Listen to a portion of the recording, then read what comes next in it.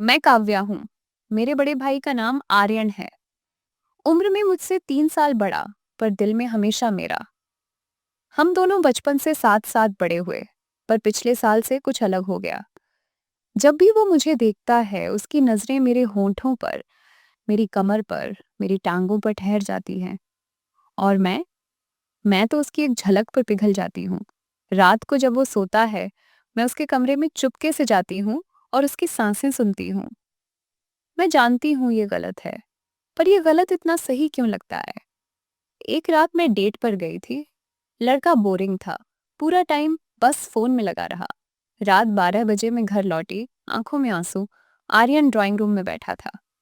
मुझे देखते ही उठा और मेरे पास आया। क्या हुआ काव्या? मैं रोते हुए उसके सीने से लिपट गई। वो मुझे पसंद नहीं आया। मुझे लगा था कोई मुझे वैसा प्यार देगा जैसा तू देता है। मैंने ये बात बोलते ही मुंह बंद कर लिया, पर बहुत देर हो चुकी थी। आर्यन ने मुझे कसकर गले लगाया, फिर मेरे चेहरे को ऊपर उठाया और बोला, काव्या, मैं सालों से तुझे वैसा ही प्यार देता आ रहा हूँ, बस कहने की हिम्मत नहीं थी। फिर उसने मेरे होंठों पर अपने होंठ रख दिए। मैंने पहले तो चौंका, फिर उसका साथ दिया। हम दोनों पागल हो गए।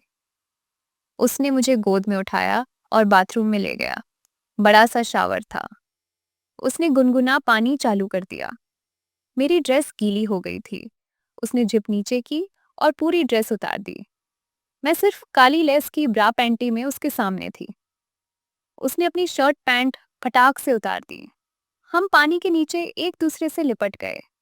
आर्यन ने मुझे दीवार से सटा दिया, फिर मेरी ड्रेस खोली और मेरे सीने को अपने मुंह में ले लिया। उसने मेरे चूंचों को चूसा, काटा, अपनी जीभ से खेला। मैं सिसकियां ले रही थी। मेरे हाथ उसके गीले बालों में थे। फिर उसने मुझे घुमाया। मैं दीवार का सहारा लेकर खड़ी थी। उसने मेरी नीचे की ड्रेस भी खोल दी और पीछे से मेरे खरबूजों को पकड़ा। उसके होंठ मेरी पीठ पर, मेरी कमर पर, मेरे खरबूजों पर।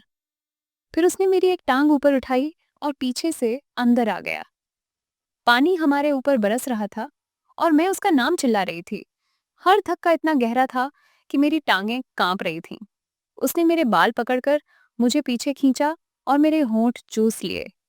फिर वो मुझे शावर से बाहर लाया। हम अभी भी गीले थे। बेड पर गिर गए। उसने मेरे हाथ बेड के हेडबोर्ड से बांध दिए अपनी बेल्ट से। फिर मेरे पूरे बदन पर अपना मुंह फेरा, मेरे पैर की उंगलियों से लेकर कान तक। मैं तड़प रही थी, चिल्ला रही थी, आर्यन, और नहीं सह पा रही। फिर उसने मेरे हाथ खोल दिए और मुझे अपनी छाती से सटा लिया। हमने गपागप पिलाई कर ली। धीरे, फिर तेज, फिर धीरे। हर बार जब मैं उसकी आंखों में देखती, वो मुझे और गहराई से चूम लेता। हमने एक दूसरे को इतना प्यार दिया कि लगा सारी दुनिया हमारी हो गई। सुबह 7 बजे भी हम एक दूसरे से लिपटे थे। आर्यन ने मेरे माथे पर किस किया और कहा, काव्या, अब कोई डेट पर नहीं जाएगी, तू सिर्फ मेरी है। मैंने उसकी छाती पर अपना नाम उंगली से लिखा और बोली, और तू मेरा हमेशा से था, हमेशा रहेगा। अब जब भी मैं बाहर जाती हूँ, मुझे बस घर लौटने की जल्दी रहती है, क्योंकि मुझे पता है मेरा आर्यन इंतजार कर रहा होगा और मैं उसके बिना अब एक पल भी नहीं रह सकती। बाकी सब बस गपागप हो जाता है।